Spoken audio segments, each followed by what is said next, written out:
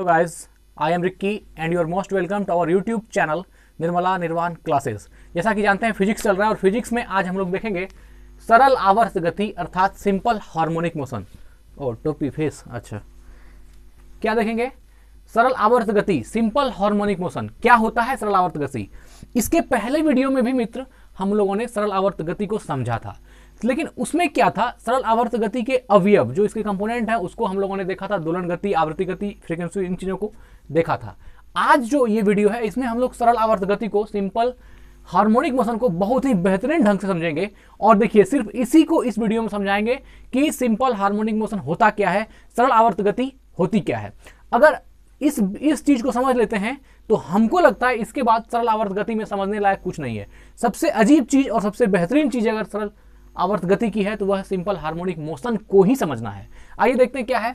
यह देखिए, यह फिगर आपने देख रहा होगा, यह लिखी हुई सरल रेखीय गति है ना। सरल रेखीय गति, इसको हम लोगों ने 9th में पढ़ा है। इसका फॉर्मूला होता है S बराबर ut plus half T square, ठीक है। यह है प्रक्षेप्य गति है ना, अर्थात प्रोजेक्टाइल मोशन, और इसका फॉर्मूला है t बराबर u साइन थीटा बटे g।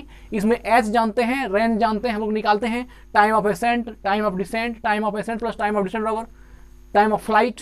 ये हम लोगों ने प्रक्षेप्य गति पार्ट जो है फर्स्ट ईयर में पढ़ा है। और यह है वृत्तीय गति है ना, FC बराबर mv स्क्वायर बटे r, AC बराबर v स्क्वायर बटे r। और यह है सरल आवर्त गति। यह क्या है? सरल आवर्त गति। और यह लागू होता है सरल लोलक पर। किस पर लागू होता है? सरल लोलक पर। यह एक इमेजनरी मोशन था। देखिए पहली बात, ये काल्पनिक मोशन है। सरल आवर्त गति जो है कोई मोशन, इसको मतलब कि इमेजनरी मोशन मानते हैं, मतलब कि ऐसा होता नहीं है लेकिन फिर भी मानते हैं। इसी बात को समझना है। अब देखिए, अब प्रश्न उठता है कि सरल आवर्त गति किसको कहते हैं? यह सरल आवर्त गति कहता, सरल आवर्त गति कहता है। सरल आवर्त गति कहते किसको है?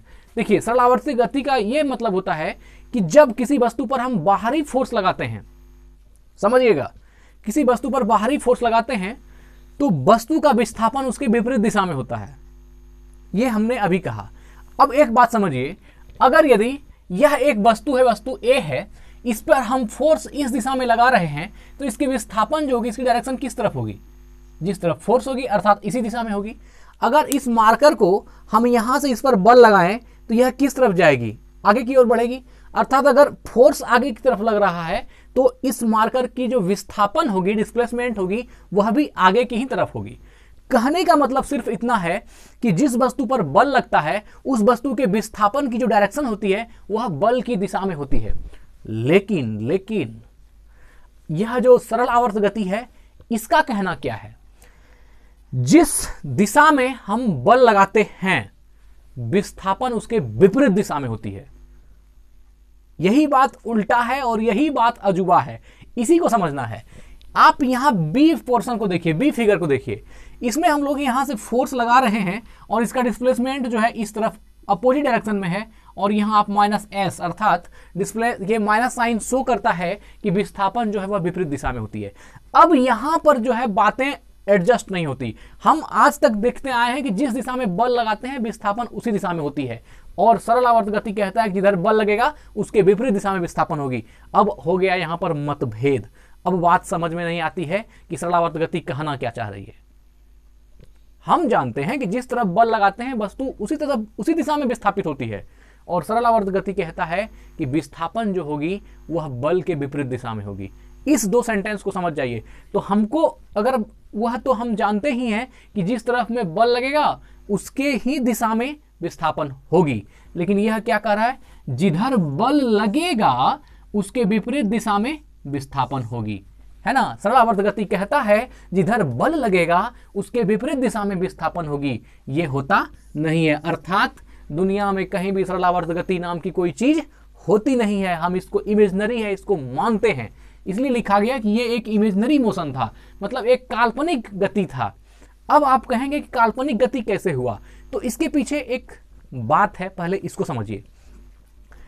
रेखीय गति, प्रक्षेप्य गति, वृत्तीय गति, यह तो पूरी तरह समझ में आती है, लेकिन जो सरल आवर्त गति सरल लोलक की होती है ना, सरल लोलक की जो सरल आवर्त गति होती है, इसमें क्या होता है? सिंपल पेंडुलम के लिए कोई इक्वेशन नहीं था, है ना। सब जितना भी आप देख रहे हैं गति है, सबके लिए कोई ना कोई इक्वेशन था, लेकिन जो सरल लोलक था इसकी जो गति थी इसके गति के लिए कोई इक्वेशन नहीं था। आप समझ पा रहे हैं हम क्या कर रहे हैं? हम कह रहे हैं कि सरल लोलक के लिए, सरल लोलक की गति के लिए कोई भी इक्वेशन नहीं था, एक बात।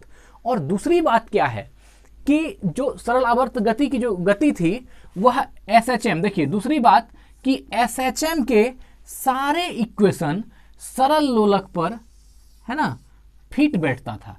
मतलब कि SHM का एक तो सरल लोलक की गति का कोई इक्वेशन नहीं था। दूसरा बात, SHM की जो सारी इक्वेशन थी वह सरल लोलक पर फिट बैठती थी। इसलिए सरल पेंडुलम में, है ना, इसलिए सरल पेंडुलम या सरल लोलक की गति को बहुत छोटे विस्थापन के लिए सरल आवर्त गति मान लिया गया। अर्थात इसलिए जो है कि यह जो सरल लोलक की गति थी इसको इस छोटे विस्थापन के लिए, है ना, एक छोटे विस्थापन के लिए सरल आवर्त गति मान लिया गया। और यही सरल आवर्त गति जो मान लिया गया, इसी को हम लोग पढ़ते हैं सरल आवर्त गति किसे कहते हैं। तो अब यहाँ से बात समझ में आपको आ गई होगी कि सरल आवर्त गति क्या है। सरल आवर्त गति वह है जब किसी वस्तु पर बल लगाते हैं तो उस वस्तु की जो विस्थापन है वह बल के विपरीत दिशा में होती है ना, और बल के समानुपाती होती है। देखिए विस्थापन, अब यहाँ पर जो एक बात है, पहले एक को देख लेते हैं। यह सरल आवर्त गति नहीं है, लेकिन इसको हम समझते हैं इसलिए इसका एक देखिए, इसमें फोर्स जो है, जैसे हम किसी वस्तु पर बल लगाते हैं तो उसकी विस्थापन उसी दिशा में होती है जिस दिशा में बल लगती है। तो यह आप फिगर ए देख रहे हैं, इसमें F is directly proportional to displacement. यहाँ क्या है, फोर्स जो है डिस्प्लेसमेंट के सीधा अनुक्रमानुपाती है, अर्थात डायरेक्टली प्रोपोर्शनल है। इसमें F बराबर ma होता है, तो ma is directly proportional to s। यहाँ m एक कांस्टेंट है, द्रव्यमान एक कांस्टेंट है। जैसे मान लीजिए a directly proportional to b है, तो यहाँ पर हम इसको लिख सकते हैं a इक्वल टू kb, अर्थात यह जो k है यह एक कांस्टेंट है। इसी प्रकार जो है यहाँ m जो द्रव्यमान होती है ये कहीं बदलती नहीं है, इसलिए यहाँ पर m क्या है, एक कांस्टेंट है, और यह a is directly proportional to s है, अर्थात त्वरण जो है विस्थापन के समानुपाती है। यहाँ लिखा था हमने f जो है विस्थापन के समानुपाती है, और यहाँ हमने पाया कि त्वरण भी जो है विस्थापन के समानुपाती है, लेकिन यह सिंपल केस में था। अब अगर बात हम करें इसी इक्वेशन की, अगर सरल आवर्त गति अर्थात SHM के संदर्भ में बात करें तो वह क्या होगी, वह ये वाला फिगर है। इसमें हम बल इस तरफ लगा रहे हैं B पर, और विस्थापन इस तरफ इसके विपरीत दिशा में हो रही है। यह -s आप देख रहे हैं, निगेटिव डायरेक्शन में हो रही है। ये होता नहीं है रियल में, जो है SHM होता नहीं है, लेकिन समय समय की बात है, इसको मान लिया जाता है ना, इसको मान लिया जाता है कि सरल आवर्त गति है। और मानने के पीछे का कारण तो हमने आपको समझा दिया कि सरल लोलक की गति के लिए कोई इक्वेशन नहीं था। तो सरल लोलक की जब कोई इक्वेशन नहीं बनती तो कैसे डिफाइन करते हैं हम उसको। तो सरल लोलक को डिफाइन करने के लिए जो है SHM की सरल आवर्त गति की जो इक्वेशन थी वह इस पर सटीक बैठने लगा। सरल आवर्त गति का जो गति पर सिंपल जो आपका सरल लोलक है, सरल लोलक की गति पर सरल आवर्त गति का इक्वेशन शिफ्ट होने लगा, बैठने लगा और अच्छी तरह से फिट होने लगा। इससे क्या हो गया कि जब SHM के इक्वेशन सारे सरल लोलक पर फिट बैठता है, इसलिए सरल पेंडुलम की गति को छोटे विस्थापन के लिए, इसलिए हम लोग सरल पेंडुलम की जो गति है छोटे विस्थापन के लिए हम सरल आवर्त गति मान लेते हैं, इसलिए उसको क्या बोल देते हैं, सरल आवर्त गति बोल देते हैं। लेकिन सरल आवर्त गति वो है नहीं। वहां पर कारण क्या है, यह तो आपको समझ में आ गया होगा कि सरल लोलक की इक्वेशन नहीं थी, और सरल आवर्त गति का इक्वेशन जो था वह सरल लोलक की गति पर फिट बैठने लगा, है ना, एडजस्ट करने लगा। इसलिए छोटे विस्थापन के लिए हम लोगों ने सरल लोलक को सरल आवर्त गति मान लिया। ठीक है, यह बात फिक्स है। अब यहां पर समझिए, अब कह रहा है कि फोर्स लगाएंगे जिस तरफ उसके विपरीत दिशा में विस्थापन होगी। तो अब मान लीजिए अगर ऐसा होता है तो इसमें क्या होगा, F इज, है ना, डायरेक्टली प्रोपोर्शनल टू -s, अर्थात F जो है विस्थापन जो निगेटिव में दिया है, फोर्स जो है विस्थापन के समानुपाती होता है, लेकिन विस्थापन विपरीत दिशा में है। ये निगेटिव साइन बता रहा है कि विस्थापन विपरीत दिशा में है। यहाँ F बराबर ma होता है, इसलिए ma डायरेक्टली प्रोपोर्शनल है किसका, -s का। और फिर वही कंडीशन जैसे ma है, तो ma में तो m कांस्टेंट है, तो m को अगर हटा दें तो क्या होगा, a is directly proportional to -s, अर्थात सरल आवर्त गति, यह जो सरल आवर्त गति है, सरल आवर्त गति में जो त्वरण होगी वह विस्थापन के सीधा समानुपाती होगी, और त्वरण की दिशा जो होगी, विस्थापन की दिशा होगी, वह त्वरण से विपरीत होगी। अर्थात अगर एक्सेलरेशन इस तरफ जाएगी तो डिस्प्लेसमेंट जो विस्थापन है वह इस तरफ आएगी, है ना। नेगेटिव साइन ये शो करता है कि विस्थापन जो है इसके विपरीत दिशा में होगी, अर्थात त्वरण जिस तरफ जाएगी विस्थापन उसके विपरीत दिशा में जाएगी। और यही तो आपका सरल आवर्त गति कहता है कि सरल आवर्त गति में जो त्वरण है वह विस्थापन के सीधा समानुपाती होता है, लेकिन विस्थापन की दिशा जो है त्वरण से भिन्न होती, त्वरण के अपोजिट होती है। बस यही सरल आवर्त गति कहता है। तो अब यहां पर आपको सरल आवर्त गति भी समझ में आ गया होगा। क्या सरल आवर्त गति क्या कहता है कि त्वरण जो है ना, विस्थापन के सीधा समानुपाती होता है, अर्थात A is directly proportional to S, लेकिन विस्थापन जो है वह त्वरण के विपरीत दिशा में होती है, अर्थात अगर त्वरित इस तरफ है वस्तु तो विस्थापित इस तरफ होगी।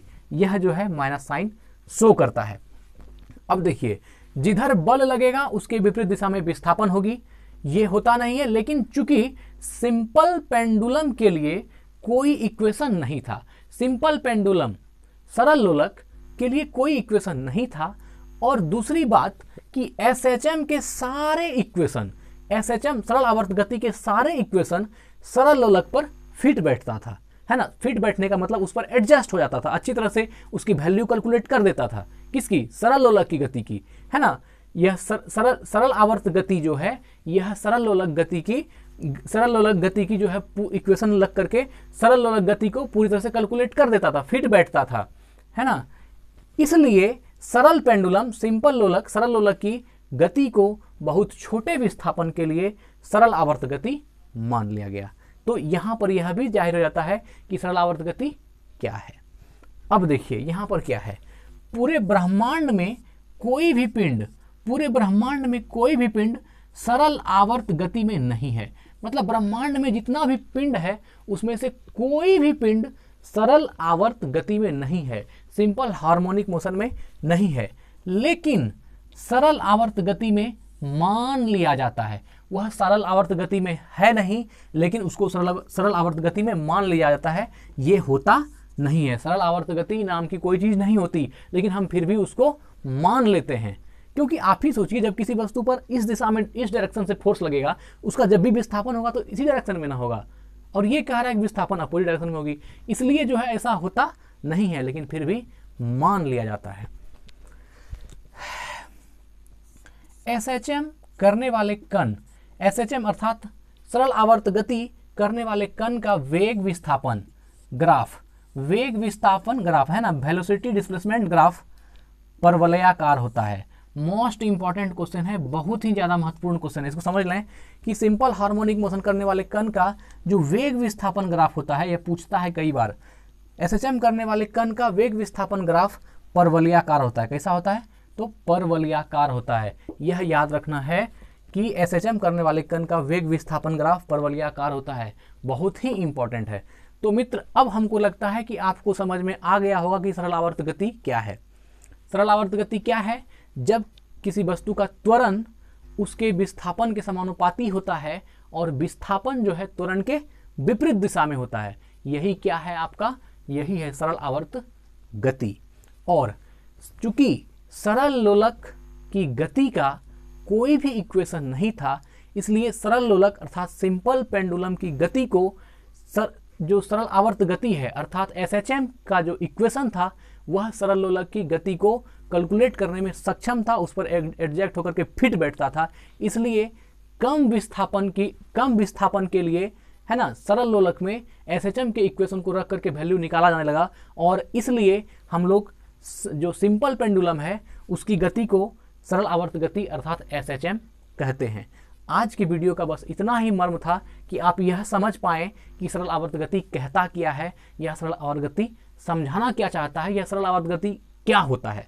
तो यह हमने समझ लिया कि जिधर बल लगेगा उसके विपरीत दिशा में विस्थापन होगी।